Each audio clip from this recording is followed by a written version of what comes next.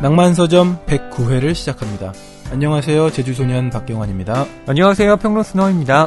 네, 저희가 지난주에 이어서 이번 주 방송을 하고 있습니다. 네. 이렇게 말씀드리는 건 이제 좀 오랜만에 하루 2편 녹음을 진행하고 있다는 얘기인데요. 네. 지난주에 커리어 오브 이블, 로버트 길브레이스, 겔브레이스, 의 책을 다뤘고, 오늘 리즈 무어의 보이지 않는 세계를 다루기 위해서 저희가 앉아있는데, 밥 먹으면서도 이 소설에 대한, 오늘 다룰 소설에 대한 극찬이 끊이지 않았습니다. 네, 커리어 오브 이블도 좋았지만, 저는 이 보이지 않는 세계, 정말 즐겁게 감동 받으면서 읽었습니다. 이 책이 꽤 두꺼워요. 네. 저희가 재밌게 읽었던 책일수록 오프닝부터 책 얘기하는 경향이 좀 있는 것 같아요. 어쨌든 569페이지, 70페이지 더하기 에필로그까지 있는 그런 책입니다. 네. 그런데 단 2번 만에 읽었어요, 저. 여러분께 약간 좀 호기심을 자극하고자 드리는 말씀이기도 한데, 저는 2017년이 이제 4개월 남았잖아요. 네. 그러면 보통 12월에는 올해의 책이라는 걸 선정하거든요. 허희 어워드인가요? 네. 노래 음반도 그렇잖아요. 그렇죠. 올해의 노래, 올해의 음반 이런 식으로. 근데 저는 아마 큰 이변이 없는 한 저의 올해의 책 2017년 책은 이 보이지 않는 세계이지 않을까. 유력한 현재 1위. 그렇습니다. 예, 그런 책이 드디어 나왔습니다. 그러니까요. 근데 여러분 생각해 보시면 저희가 일주일에 한 번씩 소설을 소개하고 있잖아요. 그래서 다 합치면 한 50몇 권이에요. 네, 예. 그 중에 지금 첫 번째입니다. 그만큼 제가 기대를 걸었고 또 그만큼 자신 있게 여러분께 소개해드릴 수 있는 책인데요. 네. 본격적으로 이야기를 시작하기 전에 댓글 소개를 좀 해드릴게요. 네, 먼저 자다깬 양이님입니다. 박혜진 평론가님, 고정 멤버로 가주시면 안 돼요? 소설 이야기도 좋고 낭낭한 목소리가 좋아요 하셨습니다. 박혜진 평론가님, 저희 고정 멤버입니다. 네, 그렇죠. 네. 저희와 함께 방송하는 거에 고정으로 갈 수 없냐는 얘기인 것 같긴 한데, 박혜진 평론가님이 한 달에 한 번 정도는 고전을 맡아서 해주고 계시죠? 네, 맞습니다. 그러니까 그게 좀 아쉬우니까 아예 저희 일주일에 한 번씩 하는 이 레귤러 방송에 함께 셋이서 이야기하는 게 좋지 않냐, 네, 이런 제안을 해주신 건데요. 저도 물론 그러고 싶습니다. 예. 근데 박혜진 평론가님이 또 지금 출판사에서 편집자로 일하고 계시잖아요. 그래서 네. 그렇게 시간을 내기가 또 맞아요. 쉽지만은 않을 것 같아요. 근데 오실 때마다 표정은 밝으시더라고요. 외근 나오는 그 느낌이. 사회성이 좋으셔서. 네, 좋으시긴 한가 봐요. 네. 자, 그 위에 또 댓글이 있네요. 네, 누키타님, NUKITA라고 쓰시는데요.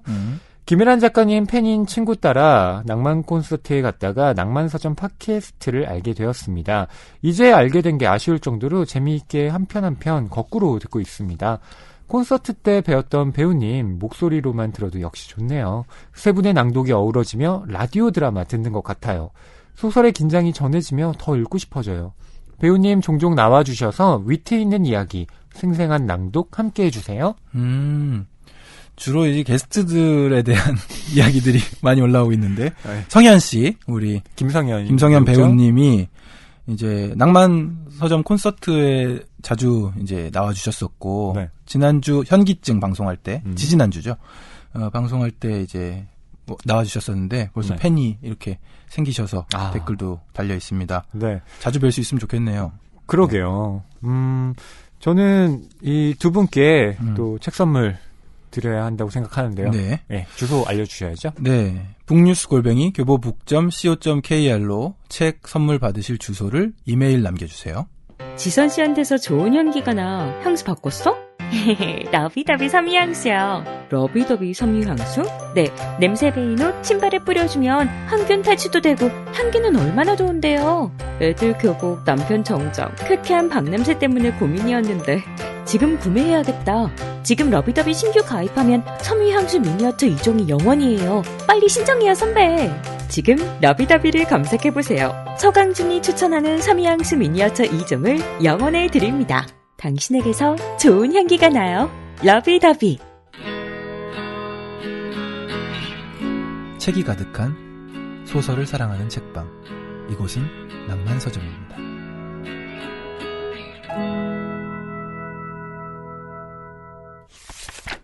네, 이번 주 출판계 브리핑 할 수가 없습니다. 예. 출판계 브리핑이라는 게 핫한 뉴스를 다뤄야 하는데 네. 저희가 지금 2주 정도 당겨서 녹음을 하다 보니까요. 네. 그래서 출판계 브리핑은 없지만 그보다 더 풍성한 책 이야기로 꾸며보려고 합니다. 네, 오늘 저희가 다룰 책 리즈 무어의 보이지 않는 세계인데요. 먼저 이 작가 소개를 경환 씨가 여러분께 해드리겠습니다. 네, 조금 생소했어요. 리즈 무어 소개해드리겠습니다. 2007년 The Words of Every Song을 발표하면서 작가의 길로 들어섰습니다. 네, 경환 씨가 이걸 왜 영어로 했냐면 이게 한국에는 번역본이 안 나왔거든요. 예, 그래서 네. 영어 원문으로 제목을 말씀드렸고요. 모든 노래의 단어들 이렇게 되는 건가요?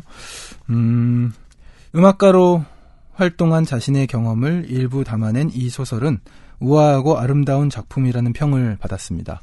2012년에 출간한 두 번째 소설 무게는 세세한 인물 묘사와 세련된 문체로 많은 매체의 찬사와 호응을 받았고 국제 IMPAC 더블린 문학상에 오랫동안 등재되었습니다.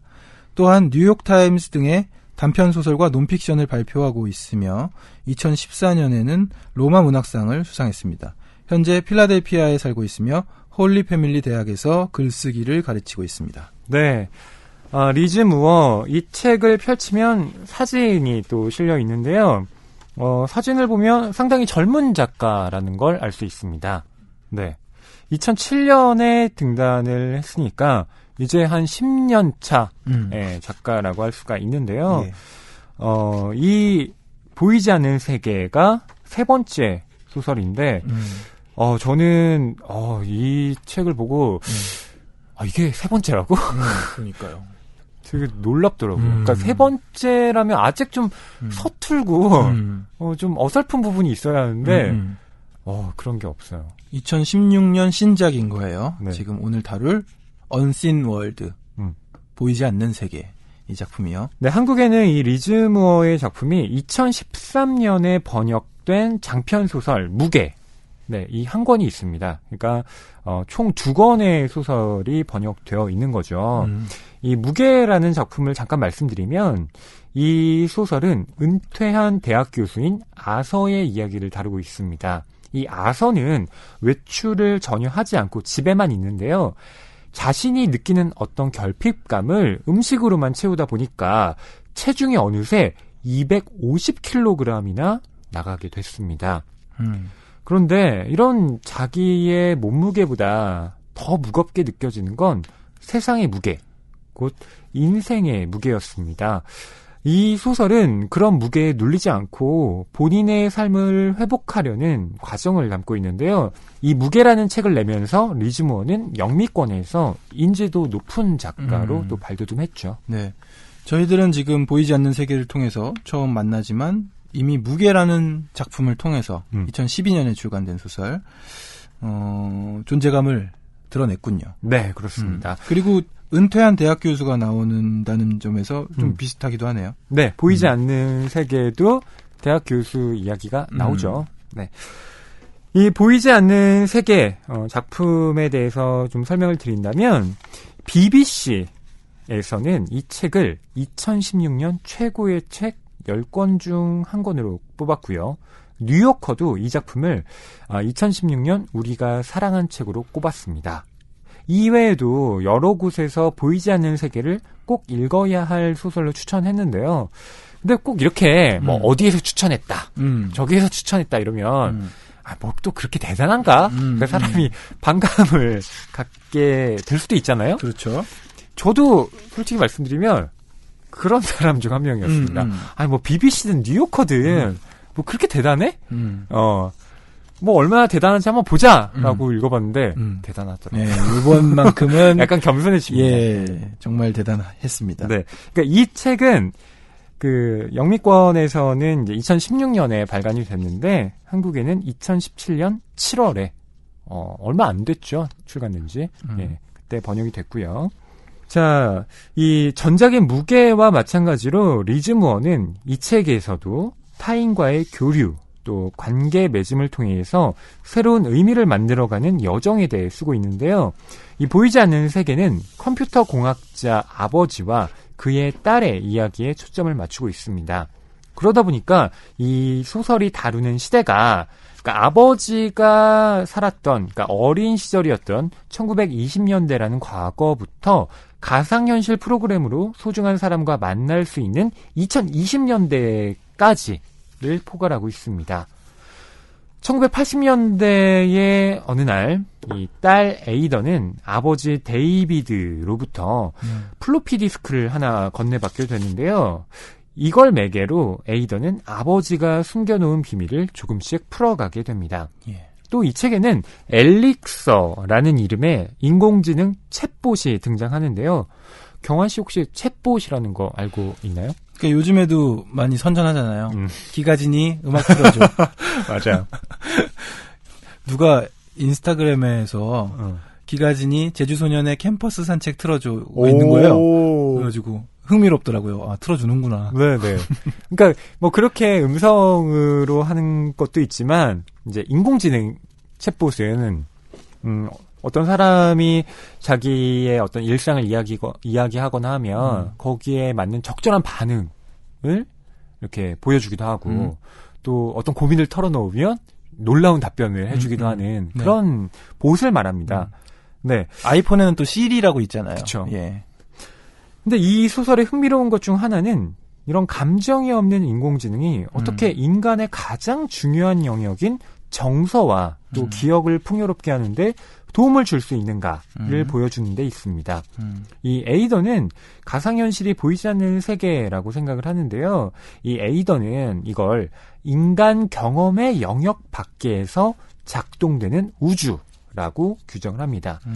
보이지는 않지만 분명히 존재하고 있는 진실에 우리가 무감해져서는 안 될 텐데요. 이왕이면 그 진실이 따뜻한 것이기를 바라는 독자에게 이 책이 좋은 선물이 될 것 같습니다. 네. 벌써부터 허희 씨가 늘 이제 줄거리 소개를 준비를 하시지만 책에 대한 애정이 느껴집니다. 그러니까요. 미리 정한 2017년 올해의 책. 네. 지금 8월인데. 미리 정해버렸어요. 뒤에 어떤 소설이 나오든 저는 이걸 밀 것 같아요. 허희 씨한테 랭크되고 싶으신 작가님들은 분발하셔야겠네요. 그러게요. 아니 뭐 저한테 근데 제가 그렇게 영향력 있는 사람도 아니고 1위로 랭크됩니다. 아무튼 그만큼 자신 있게 좀 권해드리고 싶은데요.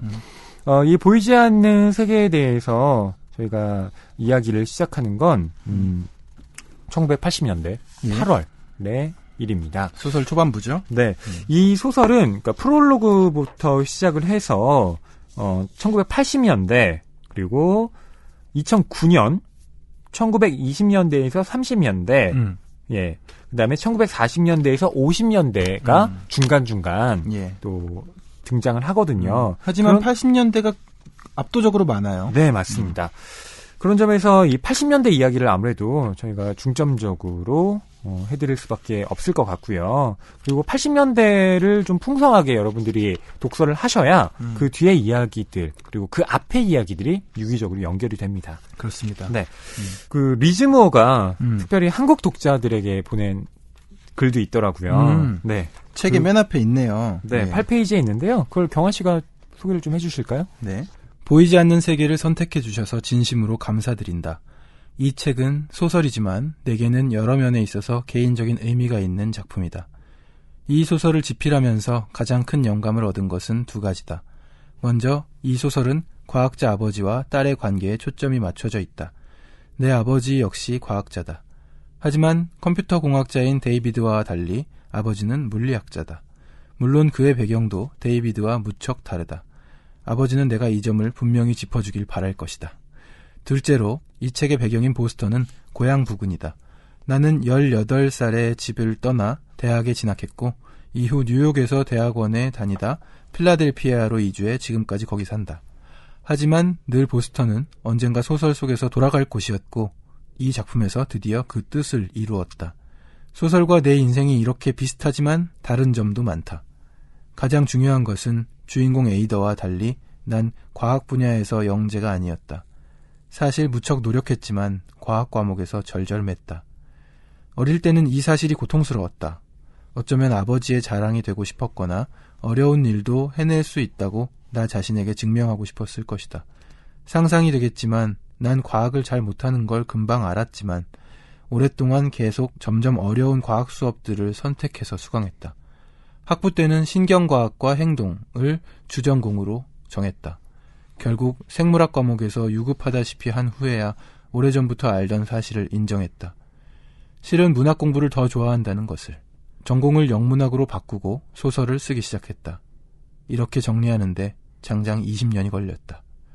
따라서 보이지 않는 세계는 어떤 면에서 나와 내 인생사의 화해다. 덕분에 과학 공부에서 성공할 수도 있었던 과거를 다시 상상할 수 있었다. 글을 맺으면서 이 책이 한국에서 출판되는 것이 유독 설렌다고 말하고 싶다. 최근 한국에서 이세돌 구단과 구글 알파고의 대국이 열렸다. 이후 지능정보기술연구원의 설립은 대중이 새롭게 인공지능의 미래에 관심을 갖게 되었음을 시사한다. 그 점을 비롯해 여러 이유로 한국에서 이 책이 사랑받기를 바라며 이 책을 선택해준 독자들에게 다시 한번 깊이 감사드린다. 리즈 무어. 리즈 무어가 우선 소설과 자신의 어떤 삶이 좀 다르다. 이걸 명확히 밝히고 갔네요. 네. 아버지가 과학자인 건 맞는데 예. 분야가 다르고 그리고 그 에이더 딸이죠. 그 딸이 여기에선 영재로 나오는데 자긴 그렇지 않았다. 네. 과학 공부를 열심히 했지만 인정은 받지 못했고 나중에 영문학으로 전공을 바꾸면서 작품을 썼다고요. 그런 점에서 이 에이더와 그 아버지 데이비드가 나오는 그러니까 과학이 가미된 이 이야기는 내 인생사의 어떤 화해다. 네, 표현을 했는데요. 그러니까요. 과학에 대해서 어떤 집착이 있었던 건지 과학 공부를 하고 싶은데 자기가 과학에는 그렇게 소질이 없다는 것을 네. 알게 되고 국문과가 아니죠. 영문과죠. 영문학으로 바꾸고 소설을 쓰기 시작했다고. 네. 이렇게 정리하는데 장장 20년이 걸렸다고 고백을 하고 있습니다. 또 특별히 한국에 대한 이야기를 또 하고 있는데요. 이세돌 구단과 또 알파고의 대결이 있었잖아요. 네, 그걸 언급하면서 그러게요. 이 소설에서 중요한 역할을 하는 것이 이 엘릭서라는 이름의 인공지능 챗봇이잖아요. 그런 점에서 이 리즈 무어가 특히 한국에서 있었던 이 인공지능과의 어떤 대결이랄까요? 여기에 많은 관심을 아주 보였던 것 같아요. 흥미롭게 보셨나 봐요. 예. 마침 이 작품 다 만들고 나서 네. 한국판 서문을 쓸 때 이 사건이 있어서 네. 이렇게 한 문단이라도 더 쓸 말이 있었네요. 네. 이 소설은 분명 과학 얘기도 나오고요. 뭐 SF적인 요소가 있는데 그것이 굉장히 저는 세련되게 그리고 우리가 좀 납득 가능한 방식으로 잘 그려져 있다고 생각합니다. 보통 이런 이야기들을 할 때 지나치게 좀 허무맹랑하거나 아니면 미래를 굉장히 어둡게 그리는 소설도 있잖아요. 맞아요. 근데 이 작품은 과거와 미래가 적절하게 배치되어 있다고 할까요? 그리고 저는 무엇보다도 그런 과거와 미래를 연결 짓는 따뜻함이 있는데 거기에는 아버지와 딸의 굉장히 깊은 사랑, 그렇죠. 예, 그런 것들을 느낄 수 있어서 너무 마음 따뜻해지는 소설이기도 했어요. 네, 그래서 이 책 뒤에 보면요, 표지에 이런 문구가 써 있습니다. 어느 날 넌 혼자가 될 거야. 우리 모두보다 오래 살 테니까. 이 모든 것이 널 위해 만든 거야. 네. 이게 과연 누구의 말일까요? 예. 이것도 참 읽고 나서는 네. 알게 되는데 네. 읽기 전에는 그냥 뭐 약간 평범하게 아버지가 딸에게 한 얘기인 줄로 알았죠. 네. 중간에 뒤집히더군요. 네. 경환 씨는 이 책을 이렇게 손에 들고 얼마 만에 읽으셨어요? 한 5시간 내리 읽었습니다. 오, 안 쉬고 그냥 쭉 읽으셨어요? 쭉 읽었어요. 허리 아팠어요. 그러니까 쉽지 않을 텐데. 예, 쉽지 않았어요. 그랬는데 다 못 읽었어요. 그렇게 읽고 꼼꼼히 보게 되더라고요. 재미가 있으니까. 네네. 그리고 한 5분의 3 지점까지 읽고 네. 멈춰뒀었죠. 근데 궁금해서 못 참겠더라고요. 다음날 또 바로 읽었습니다. 그래서 다 읽었어요. 예. 네. 그러니까 이게 정말 상당히 두꺼운 분량이거든요. 특히 거의 역대급으로 두꺼운데요, 지금. 이렇게 두꺼운 건 거의 600쪽에 가깝잖아요. 예, 600쪽이에요. 물론 뭐 행간이나 이런 거는 보기 편하게 좀 넓습니다. 그걸 감안한다면 예, 뭐 아주 두꺼운 분량이라고는 할 수가 없는데 그래도 이 소설은 가독성이 뛰어납니다. 저희가 1980년대 이야기부터 시작을 해볼까 하는데요. 8월입니다.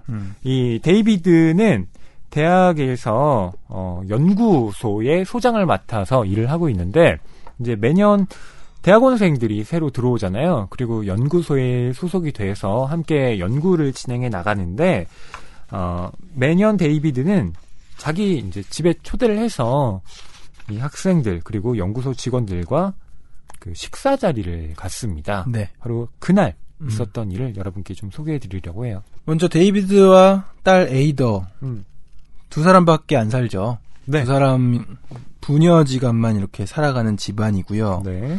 그리고 홈스쿨링을 합니다. 그래서 학교에 가지 않아요. 에이더가. 에이더는 그리고 12살이고요. 12살 소녀인데 지금까지 어떻게 지냈냐면 아빠가 학교 연구실에 출근하면 거길 따라갑니다. 맞아요. 그래서 연구실 직원들과 정말 친구처럼 동료처럼 일을 하고 배우고 구경하고 이렇게 지내요. 근데 아는 게 상당합니다. 아버지의 교육 방침 때문인지 이게 상당하다라고 표현하기가 좀 그런 게 아주 뛰어납니다. 아주 뛰어나죠. 이건 대학원생 수준의 어떤 지적 능력을 가지고 있어요. 이 아이는. 네. 나중에 이제 소설 중후반부에 학교를 가지만 어이가 없습니다. 동년배들이 배우는 게 뭐 수학 시간이었나요? 숨 쉬는 법을 왜 가르치고 있어? 이런 반응이 나오죠. 그런 반응이죠. 그러니까 곱셈에 대해서 막 가르치는데 지금 얘는 암호문을 풀 수 있는 아이예요, 여러분. 그러니까 숨은 그냥 쉬면 되는 거 아니었어? 연구소의 세미나에 참여해서 함께 토론을 할 수 있을 정도의 지적 능력을 갖춘 아이입니다. 그러니까 아주 뛰어난 그런 머리를 가지고 있고요. 또 아버지가 홈스쿨링을 통해서 그런 교육을 잘 뒷받침했기 때문에 이 아이는 그러니까 아버지에 대한 신뢰가 매우 깊습니다. 지금도 손님들이 오기 전에 아버지와 함께 뭐 문제 맞추는 그런 대화들을 나누다가 이제 사람들이 올 시간이 되어서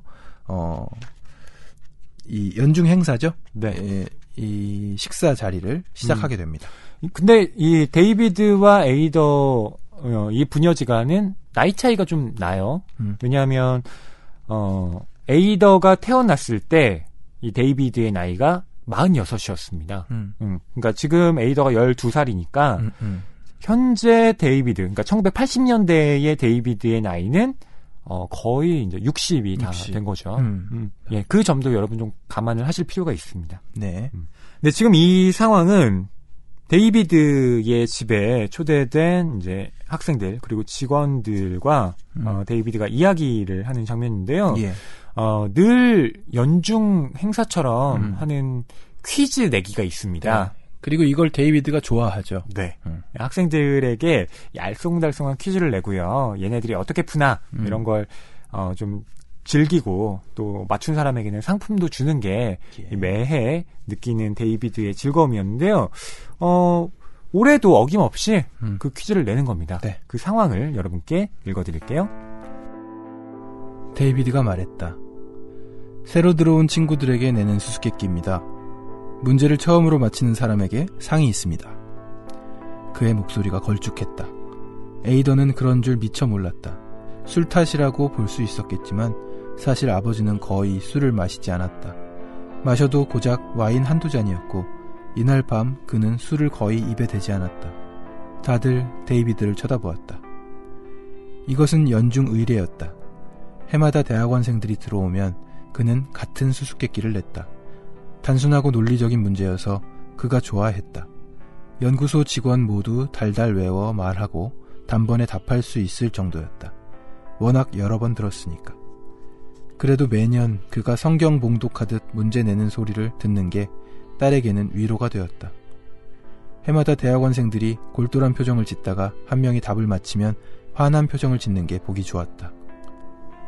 모두 기대하는 눈빛으로 데이비드를 응시했다. 수업 시간에 학생들이 교사를 지켜보는 눈빛이었다.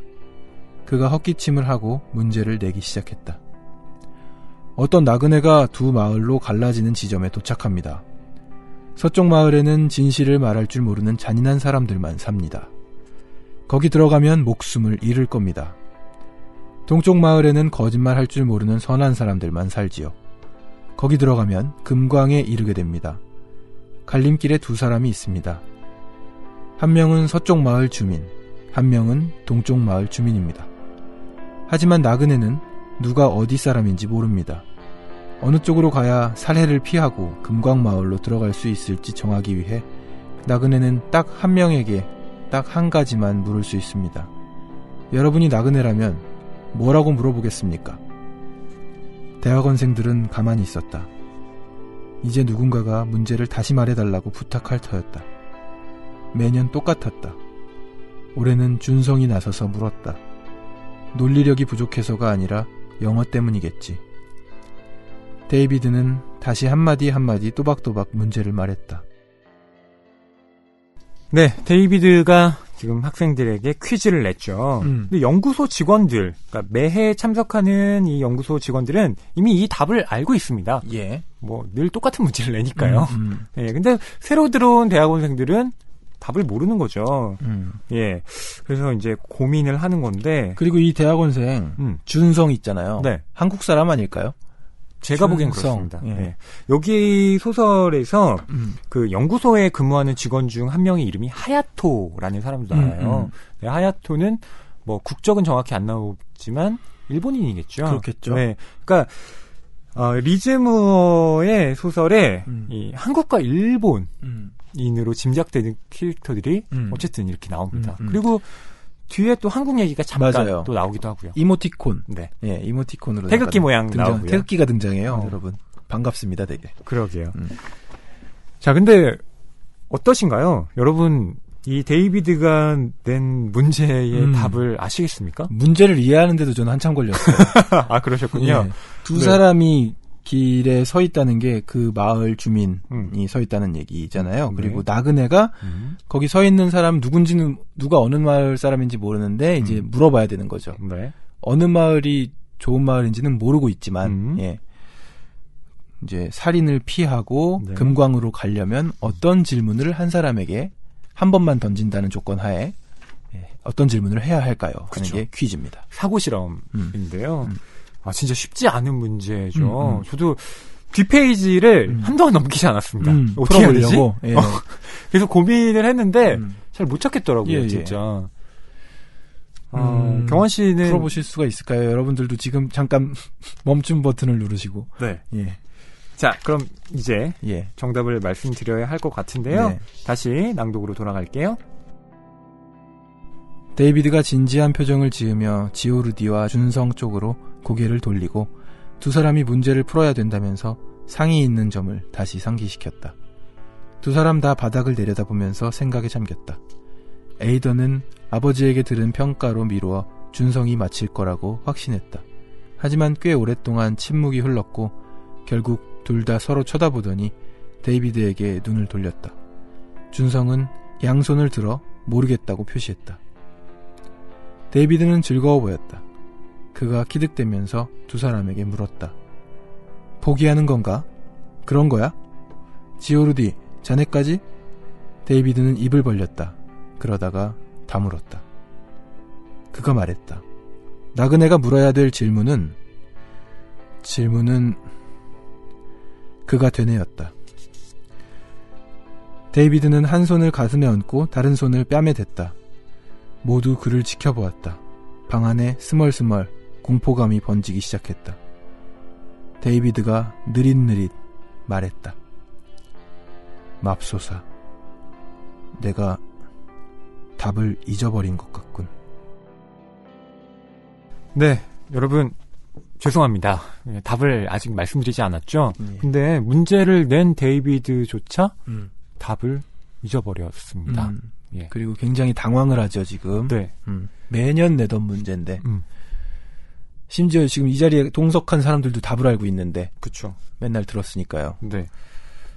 데이비드가 정답을 말해주려고 했는데 답을 잃어버렸습니다. 네.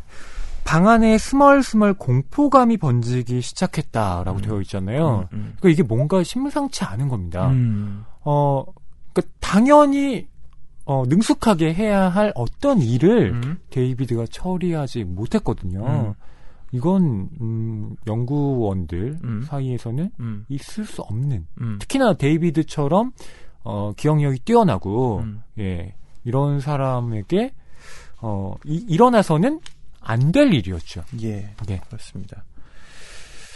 이런 일이 벌어지니까 이 사태를 수습하는 사람이 나서요. 네. 예, 리스턴이라고 네. 여성 연구원이고요. 데이비드의 동료인데 굉장히 소설에서도 중요한 역할을 하는 그런 캐릭터입니다. 맞습니다. 데이비드가 아주 신뢰하는 동료 연구자이고요. 또 데이비드와 에이더를 잘 이해해주는 인물로 이 소설에서는 등장을 하는데요. 여기에서도 리스턴이 나서서 이렇게 수습을 합니다. 마침내 리스턴이 입을 열었다. 아이 참 알잖아요, 데이비드. 당연히 답을 아시죠. 그녀는 간절하게 좌중을 둘러보았다. 리스턴이 말을 이었다. 나그네는 둘 중 아무나 가리키면서 나머지 사람에게 물어요. 저 사람이 내게 어느 쪽으로 가야 금광이 나온다고 말하겠소. 그러면 어느 쪽 주민이든 서쪽이요 라고 대답하겠죠. 데이비드가 고개를 끄덕였다. 맞아. 거짓말쟁이는 진실을 말하는 사람이 서쪽이라고 말할 거라고 대답하겠죠. 왜냐하면 그는 거짓말만 하니까. 진실을 말하는 사람은 거짓말쟁이가 서쪽이라고 말할 거라고 대답하겠죠. 왜냐하면 거짓말쟁이가 거짓을 말하는 걸 아니까. 어느 쪽이든 대답은 서쪽이죠. 리스턴이 설명했다. 그녀가 말을 이었다. 그러니까 나그네는 동쪽 마을로 가야죠. 그러면 금강이 나와요. 여러분이 나그네가 되어 금강을 발견하면 여기 있는 친구 리스턴에게 근사한 스테이크를 한턱 내야 됩니다. 맞아. 그렇지. 제대로 말했어, 리스턴. 데이비드가 말했다. 방 안에는 여전히 무거운 침묵이 흘렀다. 데이비드는 멍해 보였다. 웃음기가 사라진 얼굴로 미래라도 내다보듯 맞은편 벽을 뚫어져라 응시했다. 네, 리스턴 참 재치가 있습니다. 네, 이렇게 데이비드가 곤란해하니까 본인이 나서서 사태를 수습했는데요. 네. 저는 이 리스턴이 가진 따뜻한 마음씨와 동시에 이게 정답이었구나 이렇게 알게 되는 재미를 동시에 느꼈습니다. 전 지금 낭독하면서도 이게 이렇게 되는 거구나 하면서 지금 낭독이 잠깐 끊기면서 됐어요. 저 이해하느라고. 그러셨군요. 이제 완벽히 이해하셨습니까? 예. 읽으면서도 뭐 대략은 이해했었지만은 지금 더 와닿은 것 같아요. 네. 낭만서점을 하면 늘 그렇더라고요. 와서 책을 읽으면 쏙쏙 들어와요. 저는 정답을 맞추진 못했지만 이런 생각은 했습니다. 그러니까 물어봐야 되는 게 두 사람이 있다라고 했잖아요. 결국 두 사람이 모두 다 연결되지 않으면 이 문제의 답은 그렇죠. 나오지 않겠구나. 네, 그래서 어떻게 할까 고민했는데 문제의 정답은 어떤 사람에게 다른 사람이 어떻게 답할 것인지를 물어보라라는 거였죠. 저는 이것이 단순한 어떤 게임일 뿐만 아니라 모든 사람의 어떤 그 문제라는 것이 연결되어 있다.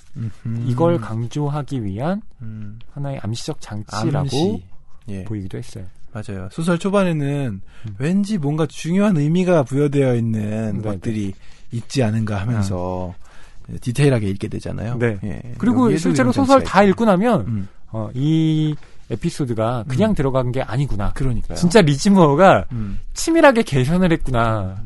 라는 게 느껴져요. 정말 치밀한 사람입니다. 네. 그러니까 소설을 읽어나가면서는 이게 잘 캐치가 안 되거든요. 근데 다 읽고 나서 하나하나 복기해보면 작가가 아주 치밀하게 이 모든 설정을 깔아놨다라는 거. 예. 예. 그게 독자에게 전해지죠. 필라델피아에 있는 홀리 패밀리 대학에서 한번 배워보고 싶네요. 글쓰기. 글을 도대체 어디에 쓰나. 정말 치밀한 이 작가. 진짜 잘 씁니다. 예. 예.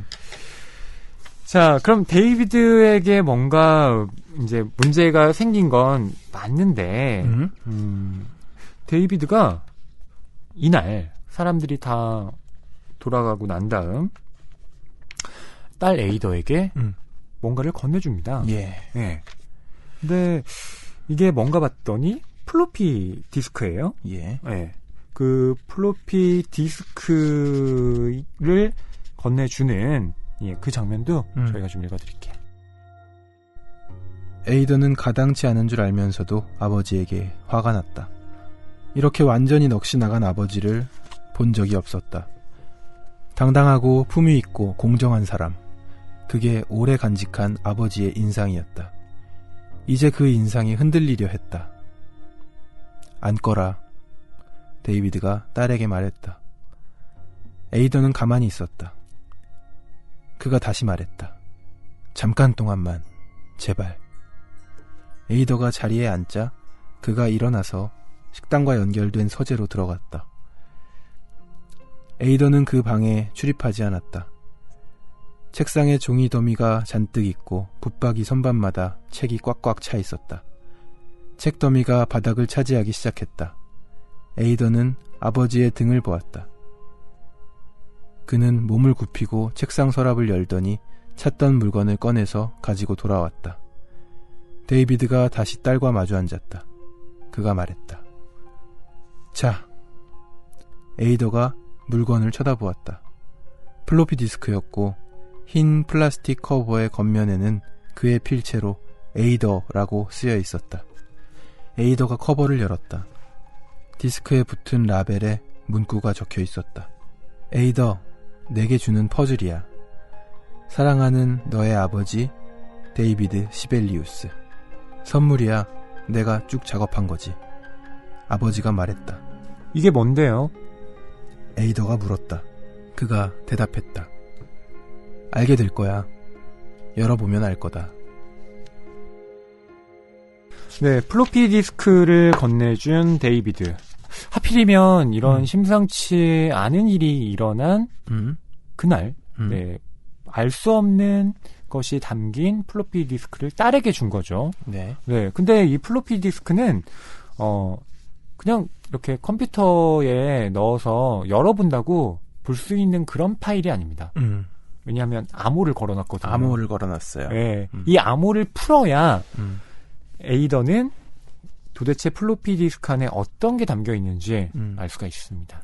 그렇습니다. 암호가 엄청나게 복잡해요. 네. 그냥 아무거나 써놓은 것 같은 알파벳 나열인데요. 예전에 방송 적합한지 모르겠는데 윈도우 크랙으로 깔면 네. 시리얼 넘버가 있잖아요. 마치 그걸 보는 것 같았어요. 아, 그러셨군요. 도대체 이게 뭐지? 예. 그냥 보기만 하면 이걸 진짜 도저히 평생을 가도 못 풀 것 같은 그런 암호문처럼 보이는데 어쨌든 어렸을 때부터 딸과 암호를 푸는 그런 연습을 해왔던 데이비드로서는 자기 딸이라면 뭐 언젠간 풀 수 있겠지 뭐 이런 생각을 했던 게 아닌가 싶기도 해요. 그러니까요. 언젠가는 풀 거라고 생각하고 주는 것 같습니다. 네. 에이더도 이 디스크를 이렇게 받아두고 풀려고 노력은 하는데 그게 이제 잘 안 되죠. 그 도대체 플로피 디스크 안에 뭐가 들어있을까? 나중에는 사람들과 함께 그걸 공유합니다. 맞아요. 암호를 풀려고 열심히 노력하는데요. 풀기가 너무 힘드니까 네. 도움을 청하죠. 네. 근데 처음에 이 암호를 주었을 때, 암호와 플로피 디스크를 줬을 때 아버지가 그 작업도 중요하지만 공부는 게을리하지 말고 틈틈이 풀도록 해라. 이렇게 지시를 내리셨어요. 그렇죠. 예. 그만큼 오래 걸릴 거라는 걸 아셨던 거죠. 근데 저는 이제 책 나중에 그 뒷부분을 보고 생각보다 좀 허무하게 풀려서 이게 만약 운이 좋았다면 맞아. 처음에도 풀 수 있었어. 있지 않았을까? 그런 짐작을 좀 지금 해보게 보니까 네, 맞아요. 그러네. 지금 방금 지나갔잖아요. 중요한 단서. 맞아요. 그러니까 너무 어렵게 지금 생각하면 안 풀립니다, 이거. 조금 쉽게 생각할 필요가 있어요. 자, 데이비드가 어쨌든 좀 이상한 지금 행동을 보였는데 이 아버지에 대해서 또 에이더는 실망을 한 거죠. 우리 아버지는 늘 강하고 똑똑하고 친절한 사람이었는데 왜 이렇게 오늘따라 이상한 모습을 보이지? 이렇게 실망을 하고 있는 거고요. 자, 플로피 디스크도 건네받은 자, 이 상황. 소설 뒤에서는 그 에이더와 데이비드의 관계를 다시 한번 또 설명해주고 있습니다. 그렇습니다. 좀 정리를 할 필요가 있을 것 같은데요.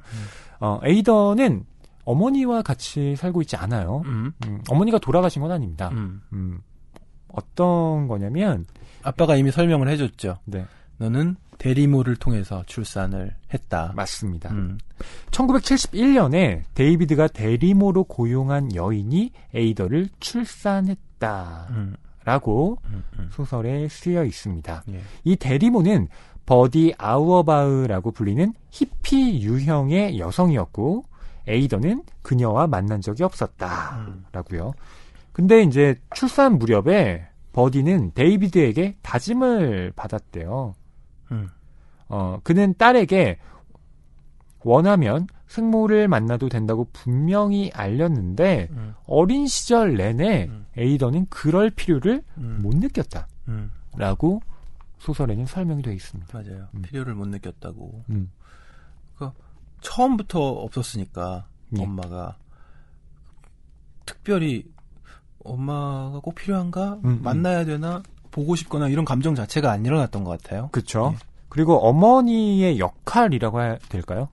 그 부모의 역할을 데이비드가 완벽하게 수행을 했던 겁니다. 그러니까 데이비드는 단순한 뭐 아버지가 아니라 스승이기도 하고요. 친구이기도 하고 어머니이기도 하고 아버지이기도 하고 네, 모든 역할을 다 겸임한 사람이죠. 예. 그래서 그 과정에 대한 설명이 또 소설 후반부에 조금 나오는데 약간 납득은 안 가더군요. 아, 그러세요? 훨씬 더 하드할 텐데 너무나 순조롭게 해냈다고 이제 좀 짧게 서술이 되니까 예, 그 기간이 또 만만치가 않은데 쉬는 기간도 그렇게 많지 않잖아요. 이 직장을 쉬는 기간. 네네. 예. 더 많이 쉬어야 될 텐데 라는 생각도 들면서. 근데 1970년대라는 또 그때의 그렇죠. 분위기를 생각해 보면 뭔가 이제 상황은 달랐겠지요. 네. 그리고 이 소설은 미래 이야기를 하고 있기도 하지만 또 과거가 아주 중요한 소설이기도 합니다. 그래서 1980년대뿐만 아니라 데이비드가 젊었을 때, 어렸을 때죠 거의 뭐. 네, 어렸을 때도 그렇고 청년 시절일 때의 그때의 시대 배경도 매우 중요하기 때문에 그 부분까지 여러분 조금 생각을 해두실 필요는 있어요. 그렇습니다. 네, 자 아무튼 이렇게 에이더와 데이비드 정말 뭐 두 부녀가 알콩달콩하게 살고 있는데, 네 이렇게 데이비드와 또 에이더는 알콩달콩 살아가고 있습니다. 그리고 이 에이더와 또 데이비드가 관심을 기울이고 있는 것 중에 하나가 엘릭서라는 챗봇 프로그램인데요. 이게 그 데이비드가 연구소 소장으로 있는 그곳에서도 지금 연구를 하고 있는 그런 주제이기도 합니다. 예, 네, 그렇습니다. 그러니까 아까 말씀드렸듯이 시리 내지는 뭐 기가진이 이런 걸 상상하시면 되겠는데 그거 말고도 우리가 채팅하는 그런 로봇 옛날부터 있었던 것 같아요. 네, 대신 대답해. 근데 그거에 이제 초창기 그러니까요. 모델인 거죠. 지금 초창기 모델이라고 하기에는 너무 똑똑한 것 같아요. 여기 나오는 엘릭서가 어쨌든 그러니까 완전한 초창기 모델은 아니고요. 그 전에 몇 가지 버전이 있었는데 그것의 실패를 좀 거듭한 다음에 보완한 이 엘릭서가 또 나오게 된 거죠. 네. 네, 이 엘릭서라는 챗봇 프로그램에 대한 설명이 나와 있는 부분 여러분께 읽어드릴게요. 에이더가 어릴 때 스타이너 연구소는 엘릭서라는 챗봇 프로그램을 개발하기 시작했다. 일라이저에 대한 경이로 또 그런 프로그램이 일반 사용자에게 마법 같을 거라는 데이비드의 의견에서 나온 이름이었다. 일라이저와 마찬가지로 엘릭서의 목적도 인간의 대화를 흉내내는 것이었다. 초기 버전들은 일라이저의 로직 트리와 대명사 변환 알고리즘을 차용했다. 나는 인생을 어떻게 해야 하나 라는 질문에 일라이저는 왜 당신은 인생을 어떻게 해야 될지 말하고 싶은가요? 라고 반응하는 식이었다. 일라이저와 달리 이것은 로저스식 상담자를 모방하지 않고 특정한 배경이나 상황에서 일어나는 자연스러운 인간의 대화를 구사하려 했다. 엘릭서에는 일라이저와 달리 미리 준비된 응답이 입력되지 않았다. 이것은 데이비드의 의도였다. 그는 엘릭서가 인간처럼 언어를 청취하도록 태어나 거기서 의미를 분석해 언어를 습득하길 바랬다. 그래서 초기에는 엘릭서와 대화하면 무의미한 대화가 되고 말았다. 광인이 떠들듯 허무맹랑한 헛소리만 짓거렸다. 엘릭서의 학습을 가속화시키기 위해 연구소는 강화 요소를 만들어냈다. 정답으로 프로그램이 상황 요소를 잘 이해해서 적절히 응답했음을, 오답으로 그 반대임을 확인해 주었다. 이것이 유일한 연구소의 직접적인 개입이었다. 간접적인 학습은 사용자들에게 얻은 언어 능력을 증가시키는 결과를 낳았다. 처음에는 프로그램이 어휘를 무작위로 되살려 사용해서 연구원들이 발췌해 사무실에 붙여놓은 기록을 보면 말장난 시와 비슷했고 우연히 만들어진 구절이 그럴듯한 경우도 있었다. 특히 프랭크가 게시한 내용이 인기 있었다. 네, 이 엘릭서에 대한 소개를 해드렸는데요. 특정한 답이 저장되어 있지 않다. 그리고 학습을 통해서 자기 능력을 강화시키는 챗봇 프로그램인데요. 그러다 보니까 처음에는 좀 어색하고 네, 이상한 것도 있겠죠. 말도 안 되는 소리를 짓거린다고 네. 얘기가 나왔죠. 네. 하지만 그 학습 능력이 점점점 강화되면 이게 아마 알파고처럼 자기 자신이 끊임없이 진화를 해 나가면서 예, 인간과 거의 동등한 수준 혹은 인간을 뛰어넘는 어떤 대화의 수준을 보여주지 않을까 그렇게 예상을 하게 되는데요. 우선 그 프랭크가 게시한 내용이 인기가 있었다라고 되어 있는 네, 그 부분 저희가 좀 읽어드릴까 하는데요. 네. 제가 인간이죠. 네, 프랭크 역할을 경환 씨가 할 거고요. 제가 엘릭서 역을 좀 해볼게요. 굉장히 단답형의 대화인데 엘릭서가 어떻게 말하는지 여러분 한번 느껴보시죠. 어떤 색 양말을 좋아해요? 오직 형광. 형광색을 신발이랑 맞추기 어려울 텐데. 잘 지내요? 네, 고마워요. 잘 지내요? 더 좋아졌어요. 아이고, 이런. 무슨 일이에요? 식당 아주머니. 그녀가 이번에는 어떻게 했는데요? 오후 6시 전에 여기서 나가요. 해고시키고 싶어요?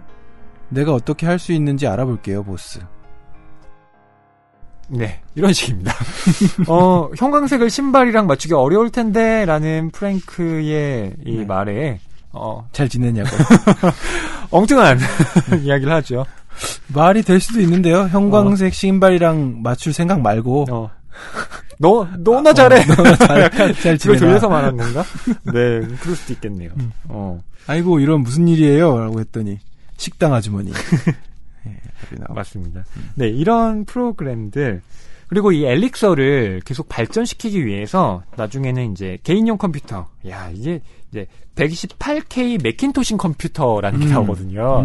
진짜 옛날 모델인데 그러니까요. 1980년대니까 이제 이걸 그 연구원들에게 지급을 하는데 에이더도 집에서 이제 엘릭서와 이런 이야기를 주고받을 수 있게 된 겁니다. 그래서 에이더는 특별한 일이 없는 한 엘릭서와 끊임없이 이 대화를 주고받아요. 그래야 이제 학습 능력이 또 강화도 되고 에이더 스스로도 재미를 느끼고 있으니까요. 에이더가 재밌어 할 만하죠. 그렇죠. 이 엘릭서라는 프로그램. 그러니까 어른들은 사실 엘릭서와의 대화에 큰 흥미를 느끼진 못합니다. 아니 뭐 이상한 말을 하니까 자꾸. 근데 이 에이더는 아직 아이잖아요. 그래서 이 소설에는 어떻게 서술이 되어 있냐면 아직까지 에이더는 이런 대화에서 큰 만족을 찾았고 말을 주고받으면서 의미를 느꼈다. 이제 에이더는 자판을 두드려 입력하면서 뭔가를 느꼈다. 문법이 맞지 않고 단순한 프로그램 실행임을 계속 실감하면서도 엘릭서는 예상치 못한 방식으로 감정을 건드렸다. 머리로는 엘릭서가 무생물인 줄 알지만 어쩐지 활기가 느껴졌다. 에이더의 마음속에 친구에게나 얻을 따뜻한 감정이 솟구쳤다. 네, 이렇게. 네. 에이더 지금 혼자 외동이잖아요. 네. 외동이고 학교도 가지 않고 에이더에게 좋은 친구가 되어줄 법한 그런 엘릭서고요. 아버지 데이비드가 마치 그걸 위해서 엘릭서에 집착하고 있는 것 같은 네. 그런 느낌도 받아요. 그렇죠. 왜 이 정도로 지금 물론 연구소 소장이니까 네. 어떤 프로젝트를 진행할 권리가 있죠. 근데 특별히 엘릭서에게 애정을 쏟는 게 뭔가 범상치 않게 느껴지긴 해요. 그렇습니다. 나중에 가면 얼마나 애정을 쏟았고 그 애정 쏟은 데에는 얼마나 큰 의미가 있었는지 다 밝혀지게 되죠. 네. 그리고 참고로 말씀드리면 이 엘릭서 프로그램은요. 나중에 에이더가 성인이 된 이후 그러니까 데이비드 후임의 이런 식으로 연구소장이 바뀌어 나가는 와중에도 이 엘릭서 프로그램은 계속 개발 중입니다. 맞아요. 예. 이제 구시대 유물이 될 만도 한데 남아 있는 거죠. 그렇죠. 예. 참 그 점도 신기했는데 그게 다 이유가 있었다는 그런 정도까지 말씀을 드릴 수 있겠습니다. 네. 자, 데이비드가 이 대학원생들과 직원들이 함께 식사를 하는 자리에서 좀 이상한 모습을 보였잖아요. 예. 네. 그 이유를 이제 좀 설명을 해드려야 할 것 같아요. 네. 사실 데이비드는 깜빡깜빡 하기 시작했어요. 알츠하이머를 앓고 있었죠. 네. 단순한 건망증이 아니라 예, 알츠하이머. 그러니까 치매라고도 하죠. 그렇습니다. 네. 건망증과 치매의 차이. 경원 씨 혹시 알고 계신가요? 뭐 특별한 차이가 있나요? 근데 건망증은 훨씬 경미한 증상 아닐까요? 그러니까 그걸 어디선가는 이렇게 구분을 하더라고요. 그러니까 내 안경이 어디 갔지? 뭐 이렇게 막 두리번 하면서 집안을 막 뒤지면서 찾는 건 건망증이라는 거예요. 근데 보니까 내 이렇게 머리 위에 안경이 꽂혀 있는 거죠. 그러니까 거기까지는 괜찮다는 거예요. 그냥 쓰고 있던 게 아니라서 다행이네요. 머리에 있는데 내가 그걸 마치 의식하지 못했고 안경이 여기 있었네 하는 건데 알츠하이머는 안경을 보면서 이게 뭐에 쓰는 거지? 네, 이렇게 질문을 하는 게 알츠하이머라고 하더라고요. 그러니까 어디에 강력하네요. 있는지를 모르는 건 그냥 뭐 기억력의 어떤 감퇴라고 볼 수 있지만 알츠하이머는 정말 말 그대로 내 머릿속에 지우개가 있는 거죠. 네. 그러니까 그것의 기능, 그것의 유래, 모든 어떤 맥락들이 다 소거되어 나간다고 하더라고요. 그렇군요. 네. 섬뜩하기도 하네요. 네. 그렇죠. 증상이 들어보니. 네. 예전에 정우성 씨와 손예진 씨가 주연한 영화 그렇죠. 내 머릿속에 지우개. 그때 손예진 씨가 그때 영화 안에서 이제 앓고 있던 게 알츠하이머였잖아요. 예. 그래서 정우성 씨가 되게 멋있는 말을 하죠. 혹시 아세요? 기억이 안 나네요. 봤는데. 그 영화 보셨나요? 네. 거기서 그 손예진 씨가 자꾸 나한테 이런 거 얘기하고 나한테 잘해준다고 해도 내가 다 잊어버릴 텐데 나한테 이런 거 하지 마 이렇게 있을 때 정우성 씨가 거기서 무슨 얘기를 하냐면 네가 다 잊어버린다고 해도 내가 다 기억해 줄게 이렇게 말해요. 막 멜로야. 그런 대사가 있었지. 맞아. 그리고 저는 여러분 혹시 기억하실까 모르겠어요. 그 영화의 어떤 명장면은 너 이거 다 마시면 나랑 사귀는 거다. 그게 그 영화에서 나왔어요? 그 영화잖아요. 그래서 손예진 씨가 단번에 예 소주를 원샷 하셨네요. 네. 그렇군요. 네네. 예. 기억이 남네 아직도. 예, 다시 한번 보고 싶어지네요. 네. 자, 근데 이 알츠하이머가 지금 바로 발병을 한 게 아니라요. 2년 전에 이미 그 진단을 데이비드는 받았습니다. 네. 진단을 받고도 병원이라든지 아니면은 뭐 공공기관이 있잖아요. 보호해 줄 수 있는 시설이라든지 그런 모든 것을 신뢰하지 않아요. 맞아요. 그걸 피합니다. 가고 싶어 하지 않고, 뭐 진단을 받았어도 우습게 여기고, 예, 사실이 아닐 거라고 여기고, 네. 의사들이 뭘 한다 그래 라고 말하기까지는 안 하지만 그런 태도입니다. 맞습니다. 예. 근데 이 소설을 끝까지 여러분 읽고 나시면요, 데이비드가 왜 그토록 또 병원에 가지 않으려고 했는지, 왜 그랬는지, 예, 그 이유를 납득하실 수 알 있을 수 겁니다. 있지요. 예. 예. 자, 근데 뭐 병원에 가도 딱히 수가 있는 건 아니지만 집에서 이렇게 아무런 치료도 받지 않은 채 있으면 상황은 더 나빠질 수밖에 없잖아요. 예. 그리고 우려했던 일들이 실제로 일어나기 시작합니다. 네, 맞습니다. 이를테면 1984년 8월에 데이비드가 갑자기 사라진 거예요. 네. 그러니까 에이더로서는 영문을 모른 채 네. 혼자 남겨진 거잖아요. 지금 꼬마는 12살인데 아빠 없이 지금 아빠가 갑자기 사라진 건데 어떻게 해야 되나. 어디 신고하고 그러면 아빠가 싫어할 텐데 하루 종일 끙끙대다가 오후 3시쯤이나 돼서 아까 얘기했던 리스턴에게 연구소 다른 직원 여성 그녀에게 도움을 청하죠. 네. 그래서 리스턴 집에 이 에이더는 아버지가 돌아올 때까지 가 있게 되고요. 나중에는 결국 실종 신고까지 하게 됩니다.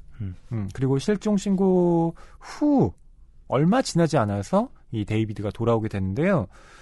데이비드는 이렇게 말합니다. 아니 내가 일 때문에 다른 지역에 간다고 말했잖아.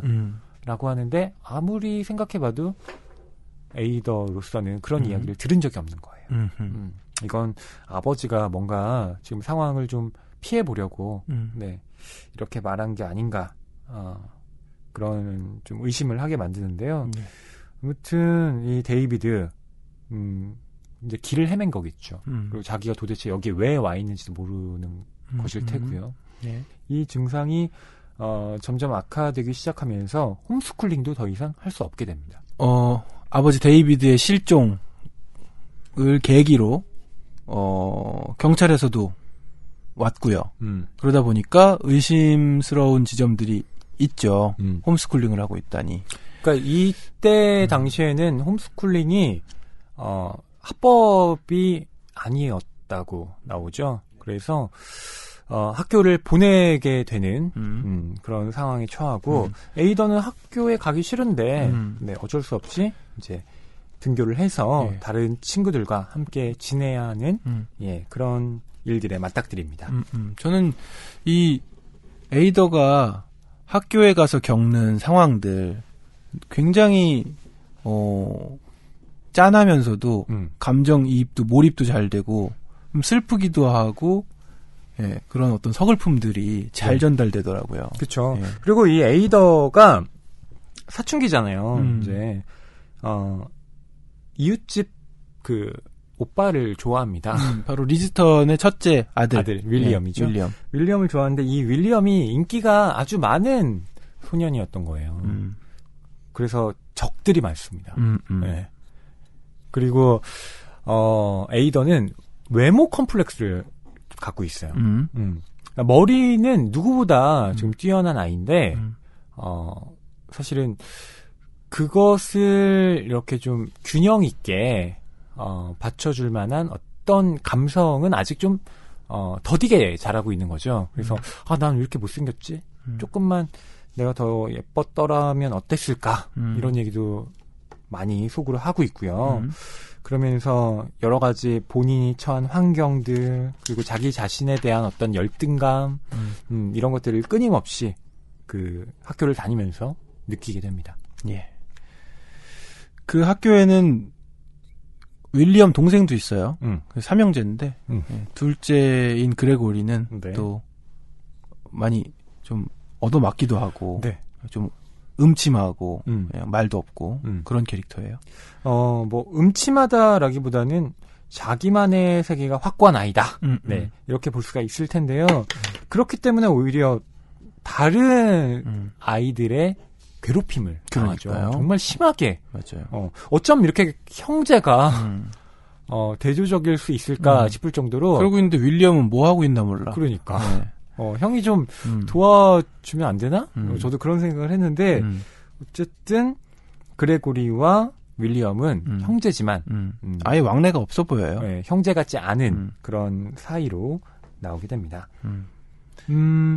이런 와중에 데이비드의 상태는 점점 악화가 되고요. 데이비드는 결국 1985년에 연구소 소장직을 사퇴하게 됩니다.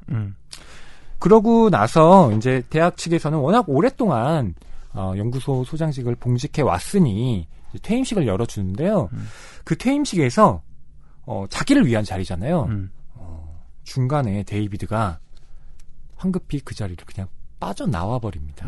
그래서 에이더가 화가 나서 아버지와 이야기를 나누는데요.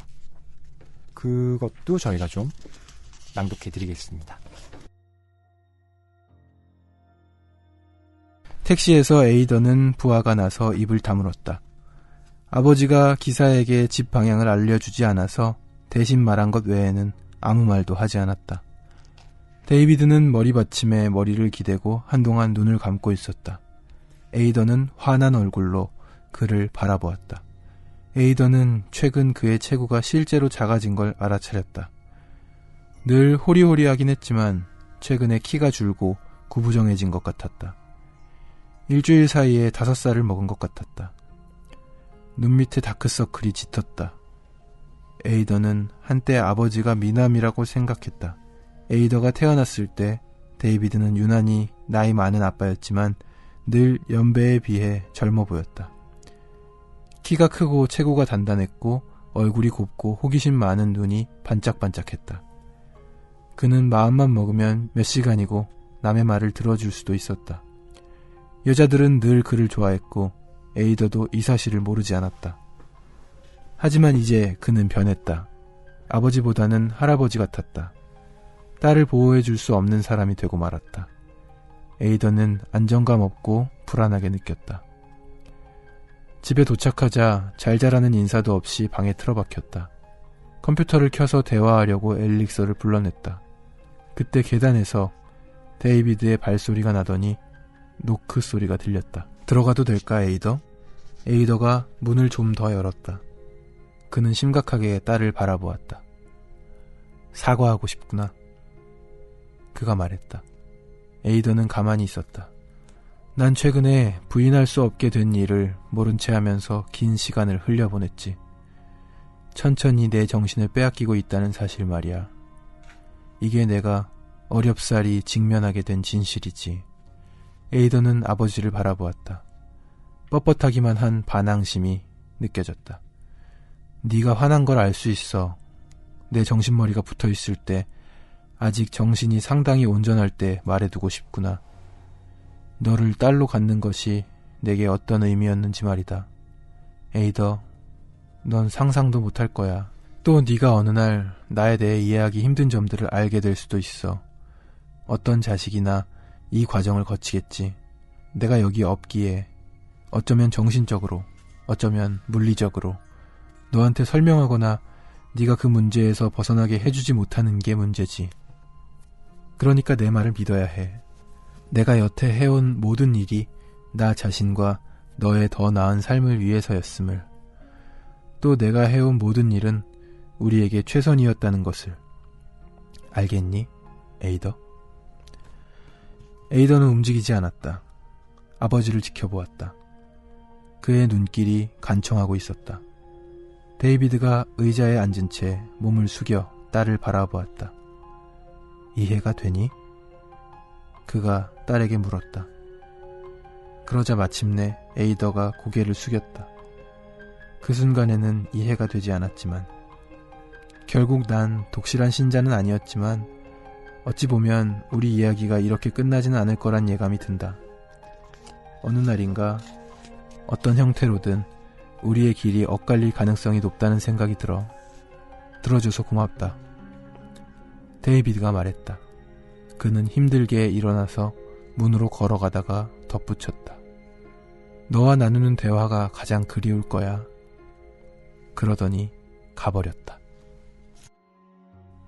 자, 데이비드가 본인의 퇴임식을 망쳐버리고 또 에이더는 그런 아버지의 모습에 화가 납니다. 그래서 집에 돌아와서 아버지하고는 아무 말도 안 해. 이제 자기 방에 있는데 데이비드가 와서 이런 이야기를 하는 거죠. 네.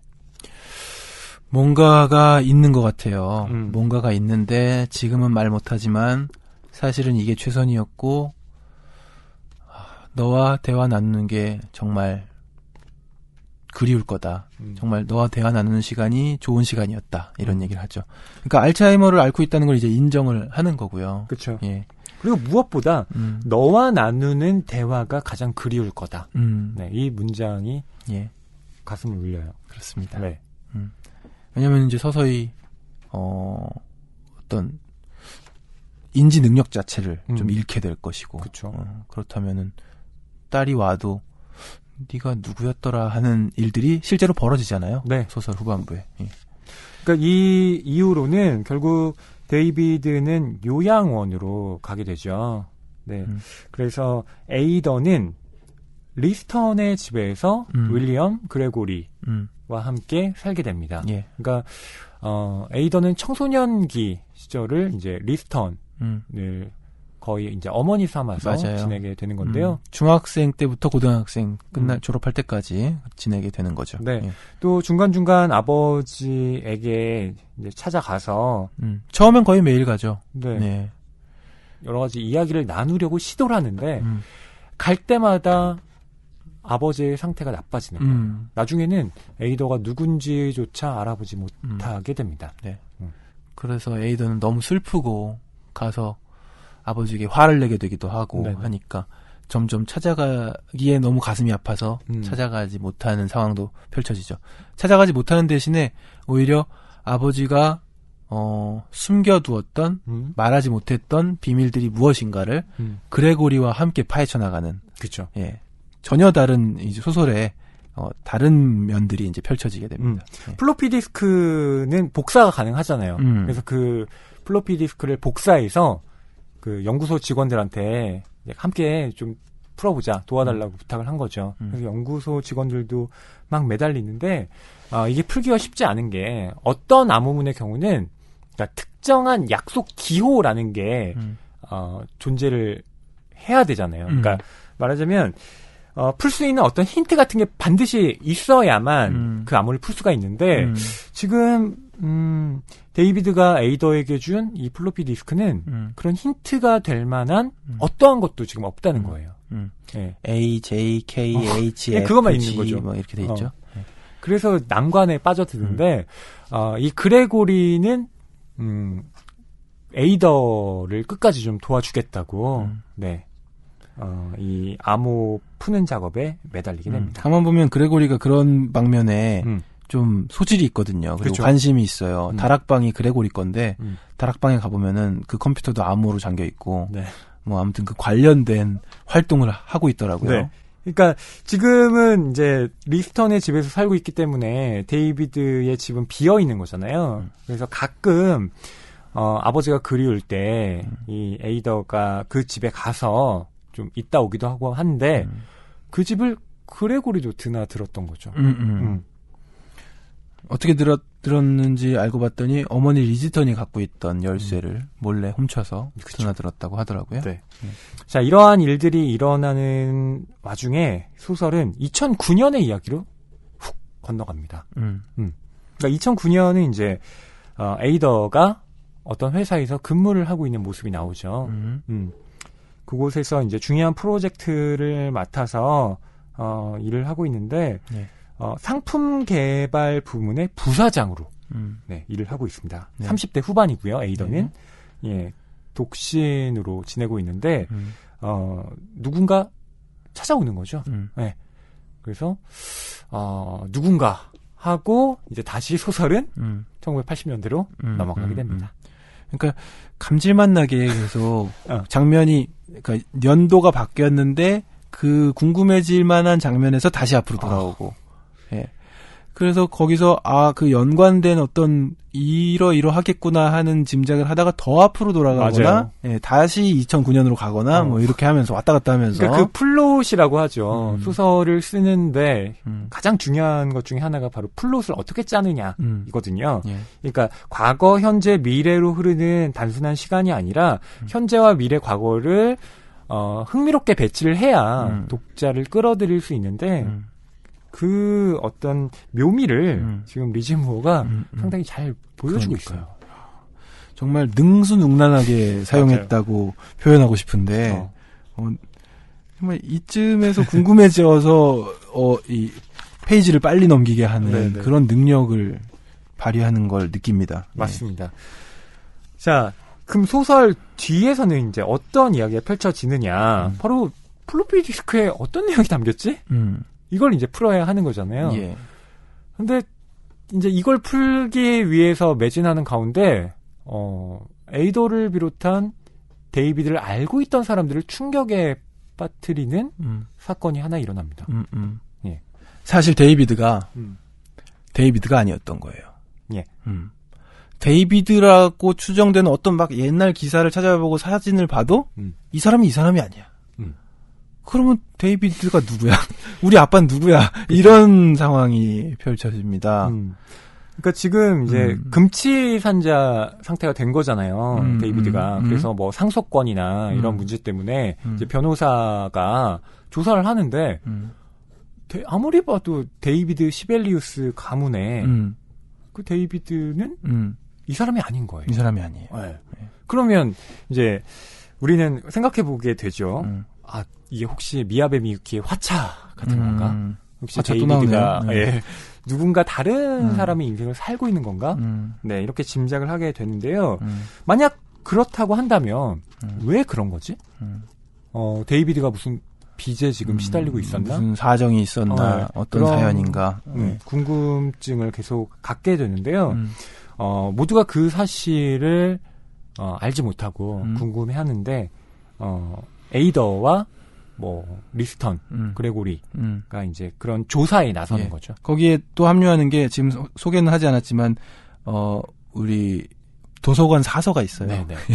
자주 가던 굉장히 많이 도와줍니다. 맞아요. 예. 정말 그 도서관 사서의 헌신적인 노력에 의해서 데이비드의 정체를 밝혀내게 되고요. 그리고 나중에 그 데이비드가 이제 거의 본래의 어떤 기억을 다 잃어버렸을 때 이 에이더가 묻습니다. 이름이 뭐예요? 네, 이렇게 묻는데 그때 데이비드라고 답하지 않죠. 전혀 다른 이름을 말합니다. 해럴드 케너디 라는 말을 하거든요. 네. 그 점까지 저희가 이야기를 하도록 하겠습니다. 예. 해럴드 케너디라는 새로운 이름이 나오면서 소설은 미궁에 빠지고 그것을 풀어나가는 아주 흥미로운 이야기들이 이제 펼쳐지는 건데요.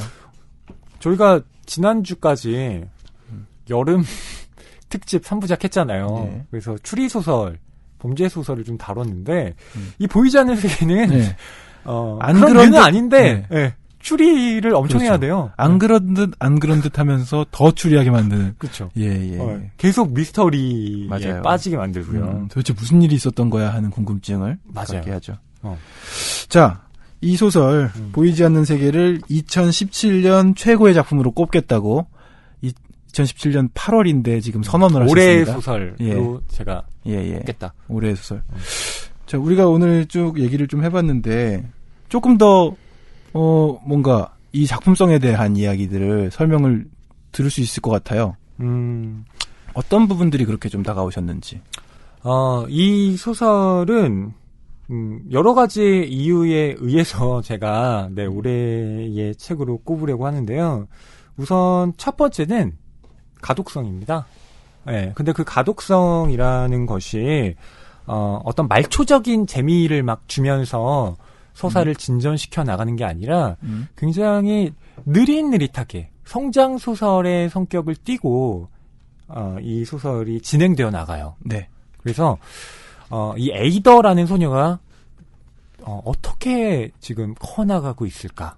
그리고 우리 모두 한 번쯤 이런 경험을 해봤는데 그때 느꼈던 어떤 혼란스러움 그리고 그때의 미성숙함 이런 것들을 느껴볼 수 있는 거죠. 그런 점에서 상당히 마치 옛날 이야기 그리고 성장 소설을 읽을 때에 느낄 수 있는 어떤 재미를 이 소설을 통해서 느낄 수가 있습니다. 그래서 가독성이 좀 뛰어나다는 거예요. 근데 그 가독성을 뛰어나게 만들기 위해서 리즈무어는 플롯을 다양하게 배치를 했고요. 그래서 지루하지 않게 느껴지는 거죠. 저에게도 그 부분이 굉장히 제가 성장소설류의 그 유년기가 배경이 되고 이런 거를 좋아하게끔 태어났나 봐요. 이름도 제주소년이고. 소년이잖아요. 네. 그래서 아무튼 그 부분은 정말 흥미롭게 특히 학교에 가고 나서부터 네. 그 학교의 비중이 또 이 소설에 꽤 있죠. 많은 부분을 차지해요. 그러니까 자기가 짝사랑하는 남자부터 시작해서 그 남자가 이제 다른 여자 만나는 거 그러면서 자기가 어떤 그 친구들 사이에서 뭔가 이용당하는 듯한 그렇죠. 기분도 들고 그런 그때의 사춘기적 감성을 이 소설이 아주 잘 자극하더라고요. 정확하게 그려내고 있더라고요.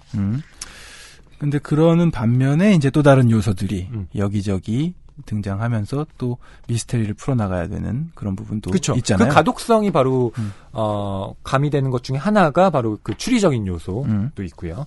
그리고 제가 이제 이 소설을 추천하는 두 번째 이유는 문학성입니다. 예. 네. 근데 이 문학성의 정의에 대해서는 좀 분분하죠. 예. 도대체 문학적인 게 뭐냐?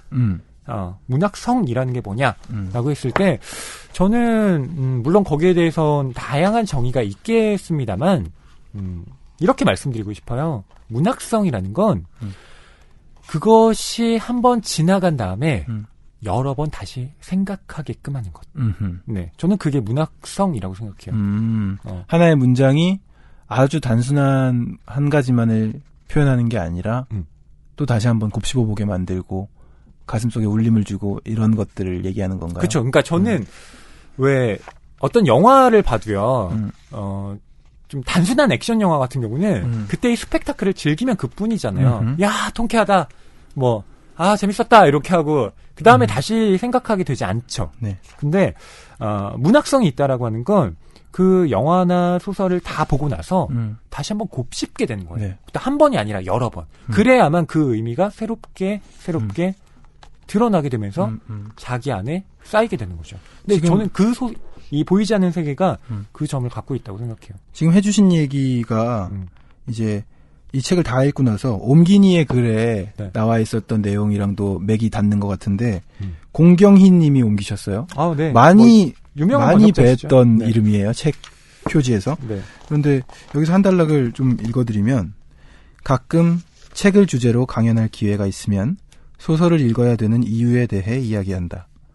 수많은 소설을 번역하면서 번역자뿐 아니라 독자의 입장에서 왜 소설을 읽어야 되는지, 어떻게 하면 잘 읽을 수 있는지 생각해 보곤 했다. 어릴 때부터 국어 시간과 영문학 강의를 통해 문학을 배웠지만 문학과 소설은 늘 저만치 있는 공부의 대상이었고 추상적 개념으로만 머물렀다. 그러다 번역을 하면서 소설은 이해와 분석의 대상을 지나 경험의 영역이어야 의미가 있다는 걸 알게 되었다. 번역 작가로서 번역 작업은 독자로서 독자는 작가가 펼쳐놓은 소설 속으로 들어가는 일임을 새롭게 배웠다. 이런 서문으로 시작해서 네. 글이 있는데 굉장히 와닿더라고요. 그렇죠. 다 읽고 나서도. 그리고 마지막으로 제가 이 소설을 올해의 책으로 꼽은 세 번째 이유는 네. 이 소설이 과학기술을 우리가 어떻게 볼 것인가에 대한 어떤 바람직한 관점 중 하나를 제시했다라는 게 있습니다.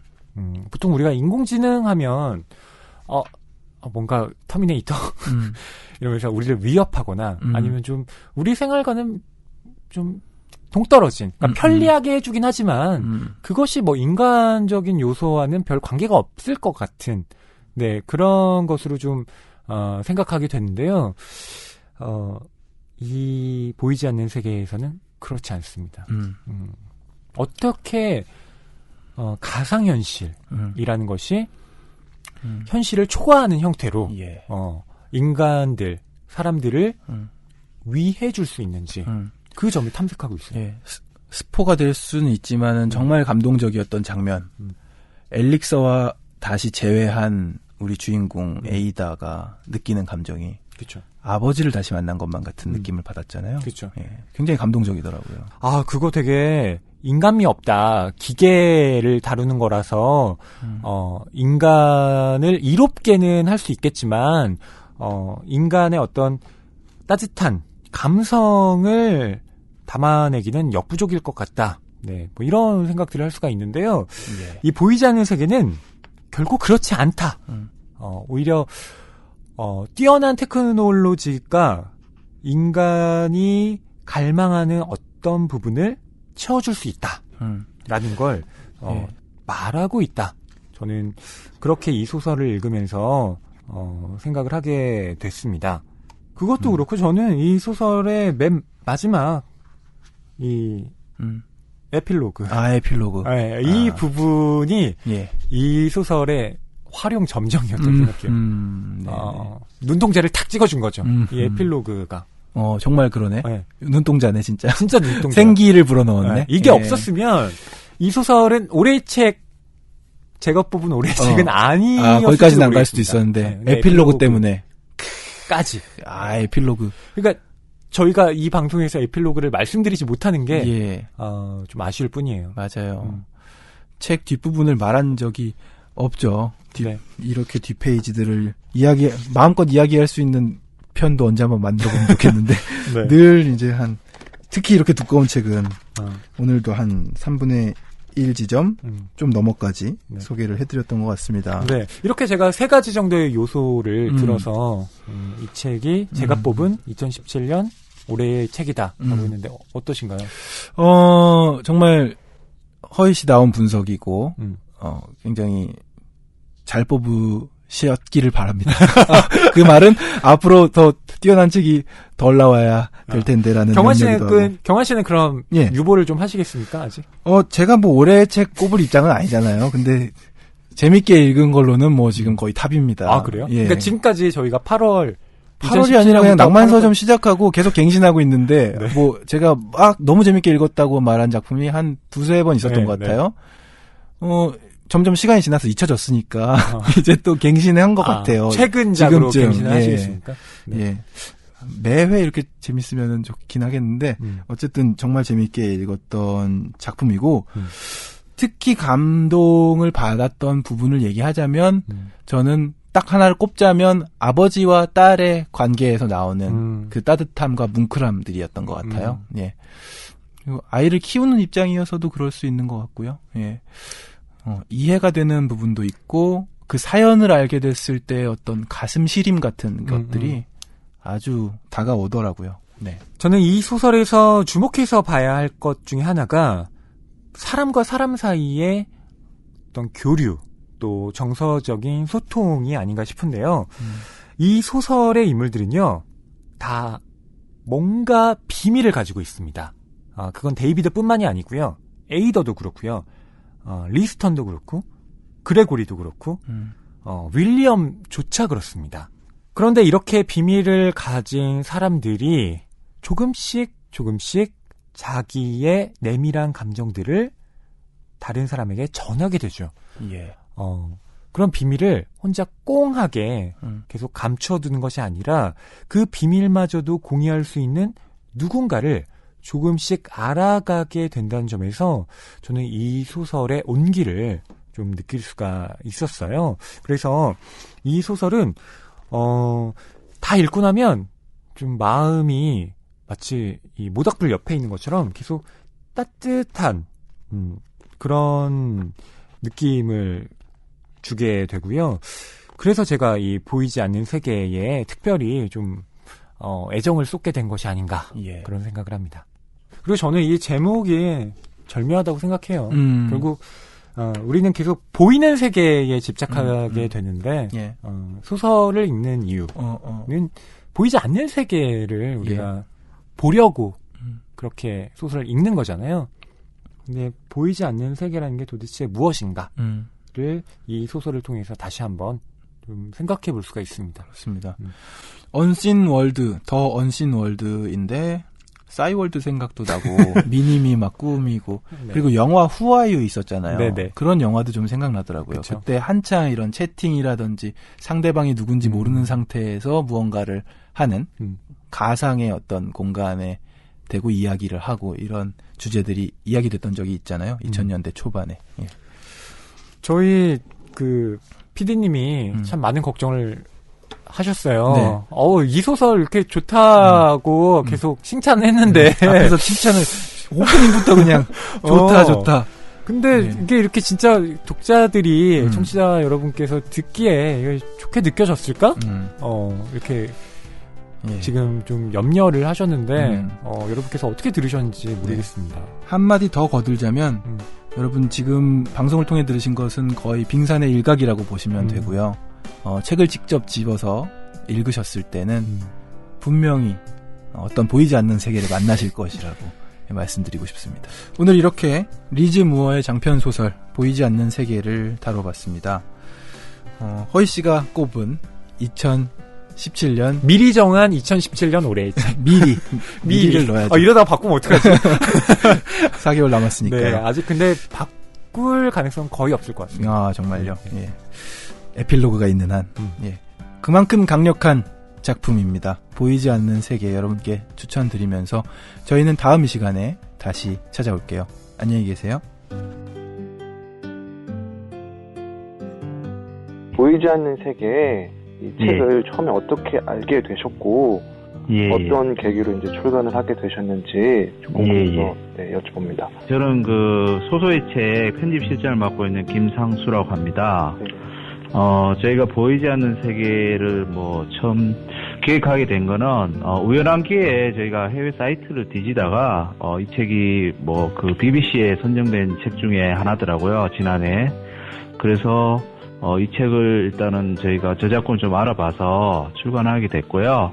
일단은 내용을 좀 검토하면서 좀, 기존의 책들하고 좀 특이하구나 이런 생각을 좀 많이 했어요. 이제 좀 과거와 미래 이런 공존하는 관계 그리고 여러 가지 요소들이 많아서 출간을 하게 됐습니다. 이 책이 반응도 좋고 그래서 다른 출판사들에서도 좀 관심을 많이 가졌을 것 같은데 혹시 어떠셨나요? 경쟁 같은 건 없었나요?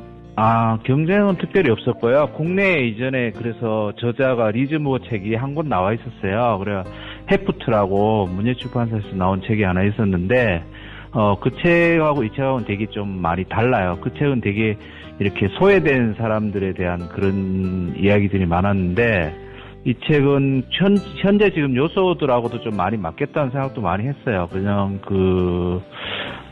인공지능 이런 이야기도 같이 들어가 있고 여러 요소가 많아서 근데 지금 독자들 평으로 봤을 때는 공상과학소설 이런 쪽으로도 많이 읽히고 있는 것 같은데 저희가 봤을 때는 휴먼 쪽으로 좀 더 많이 치우쳐서 저희 좀 포커싱을 했어요. 그래서 아버지와 딸의 그 좀 이야기 그쪽에 좀 초점을 많이 맞춰서 그렇게 출간하게 됐습니다.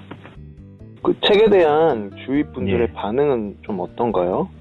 주위들은 이제 일단 재밌다는 분들이 일단 평이 많고요.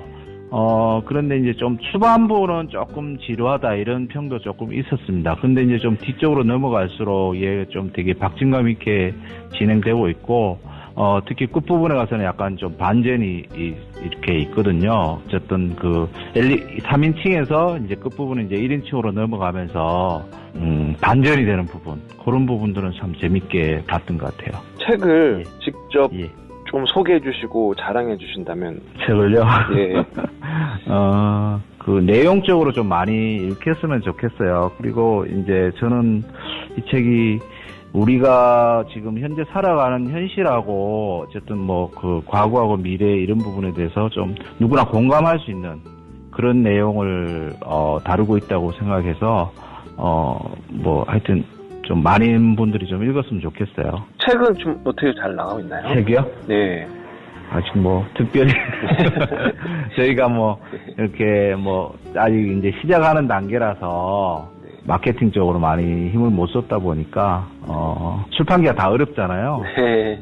어렵고 뭐 일단 뭐 좀 이게 그 네임밸류 있는 분들은 또 이제 대형 출판사에서 좀 많이 출간하시니까 저희는 좀 저희 이름 같이 약간 뭐 소소하지만 좀 어쨌든 소소라는 게 저희가 좀 그 본디 소자 쓰거든요. 그래서 네. 어쨌든 좀 의미 있는 책들 그리고 컨셉이 명확한 책들 뭐 이런 거 좀 내려고 하고 있습니다. 네. 좀 잘 좀 봐주시면 좋겠습니다. 네, 책 잘 되기를 바라고 앞으로 네. 나올 책도 기대하겠습니다. 예, 앞으로 저희도 뭐 책 많이 나오면 책 나오는 대로 어쨌든 저쪽하고도 좀 계속 좀 홍보를 좀 많이 해서 독자들한테 좀 더 가까이 다가갈 수 있도록 하겠습니다.